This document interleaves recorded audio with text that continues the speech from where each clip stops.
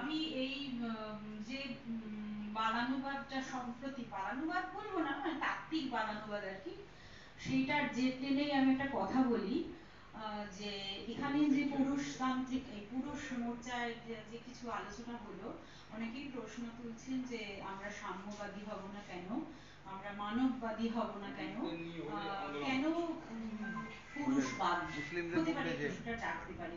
আমি একটা কারণে বলবো, যে কারণে নারীবাদ মানে ফেমিনিজমের রেভলিউশনটা আমেরিকা থেকে হয়েছিল, তো সেটা যে কারণে হয়েছিল মানে অসাম্য, এক ধরনের অসাম্য থেকে হয়েছিল, তো লিঙ্গ ভিত্তিক অসাম্য, অনেক কথা বলা যায়, অনেক কিছু আমি 5 মিনিটে বলবো। ওই বাদানুবাদের যেটা টেনে যে লিঙ্গ ভিত্তিক যে অসাম্য, সেখান থেকে যেমন নারীবাদের জন্ম হয়েছিল, সেইটা সে তার জার্নিটা কিন্তু এখনো চলছে, থামেনি, এবং এখনো তারা চালাচ্ছেন, সেই জার্নিটা কিন্তু শেষ হয়নি। এই জার্নিটা চলতে চলতে দেখা গেল যে নারীদের জন্য প্রচুর আইনের সাপোর্টটা এলো। আমি ভারতবর্ষের পরিপ্রেক্ষিতেই বলছি, আমি অন্যান্য দেশের পরিপ্রেক্ষিতে উনি বলছিলাম, সেখানে দেখা গেল যে ব্যালেন্সটা কিন্তু সমান করার যে মোটোটা ছিল, সেখান থেকে আমরা দেখতে পাচ্ছি ব্যালেন্সটা কিন্তু নষ্ট হয়ে গেছে অলরেডি। তাহলে সেই ব্যালেন্সটা আমাদের তুলতে হবে, ব্যালেন্সটা ঠিক করতে হবে। সেইখানে আমি ব্যক্তিগতভাবে বলছি যে সমস্ত কিছুর মুভমেন্টের একটা উগ্রপন্থা হয়, একটা নরম পন্থা হয়। তো আমরা যারা পুরুষ মোর্চায় আছি, যে কটা সংগঠনই থাকুক, কারোর সঙ্গে কারোর বিবাদের কথা আমি বলবো না, আমাদের কিন্তু এখানে একটু উগ্রপন্থা অবলম্বন করার সময় এসে গেছে। আমি কিন্তু সেই উগ্রপন্থার দিক থেকে বলছি, এবং উগ্রপন্থা মানে কিন্তু নারী বিদ্বেষ নয়, এটা একটু মাথায় রাখবেন দয়া করে। উগ্রপন্থা মানে হচ্ছে এই যে অত্যাচার এবং অবিচার অসম্মানটা পুরুষদের জন্য হচ্ছে, তাদের জন্য একটু বেশি করে কেয়ার নেওয়া, এই অর্থে আমি বলছি এটা উগ্রপন্থা। নরম পন্থায় আর হবে না। তার কারণ উনি বলেছেন প্রথমে, আপনারা সবাই জানেন যে পুরুষের জন্য পাশে দাঁড়ায় গিয়ে এতদিন, তাদের একটা সাংঘাতিক বিচ্ছিরি রকমের মেল ইগো আছে যে ও অত্যাচারিত হচ্ছে, আমি তো ভয় হচ্ছি না, আমার বাড়িতে এখনো এটা ঢোকেনি, সুতরাং আমি তো রাজার মতো আছি, আমি পুরুষ, অতএব আমি রাজা। এই যে মেল ইগোটা, এই ইগোটাকে বিসর্জন দিয়ে পুরুষ এতদিন এগিয়ে আসেনি। আমরা যারা অনেকদিন আগে থেকে বুঝতে পারছিলাম, আমি তো 10 বছর ধরে, 10 বছর আগে থেকে আমি বুঝতে পেরেছিলাম এটা হবে, হচ্ছে, আমি ভগবান নয়, কিন্তু বুঝতে পেরেছিলাম এটা হবে, হচ্ছে।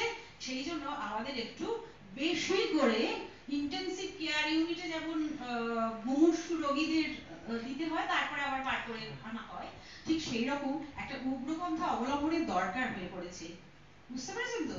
সেই জন্য আমরা বেশি করে কেয়ারটা দেব এবার।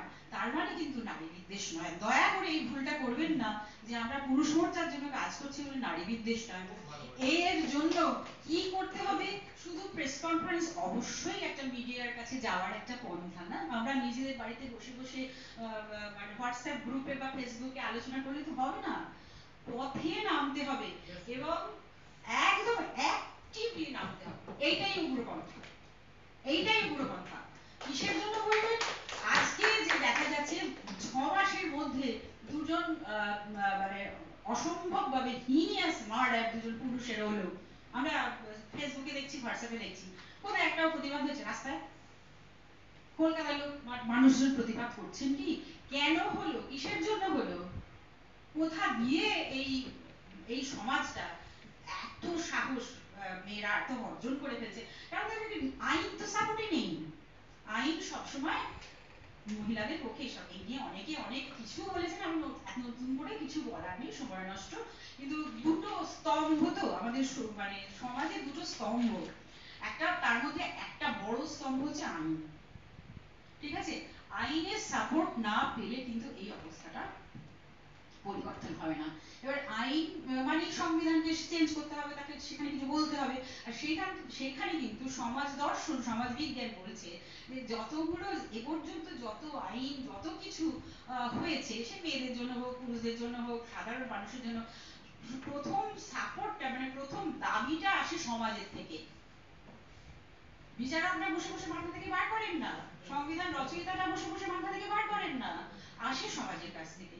তাহলে সেটা তো আমাদের প্ল্যাটফর্ম, সেইখান থেকেই শুরু করতে হবে একদম জোরদার প্রত্যেকটা পদে পদে রাস্তায় নামতে হবে, প্রত্যেকটা পদে পদে প্রেস মিট করতে হবে, প্রত্যেকটা পদে পদে ফোরাম তৈরি করতে হবে। এছাড়া কিন্তু নিজেদের মধ্যে আলোচনা করে আর কোনো লাভ নেই। আমরা অলরেডি অনেকটা সময় নষ্ট করে ফেলেছি।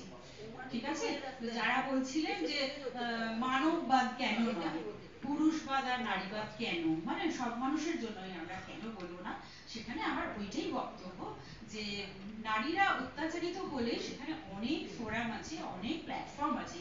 এটা শুধু একটা ফোরাম যেখানে পুরুষদের জন্য বলা হবে, কিন্তু নারীদের এগেইনস্টে করা হবে না। অত্যাচারিতা নারী এখনো আছে, এখনো অনেক কাজ বাকি, অনেক নারী অত্যাচারিতা, অনেক নারী বারবস্ত হিংসার শিকার, একবারও অস্বীকার করার জায়গা নেই। একদম ঠিক আছে, এটাই আমার বক্তব্য।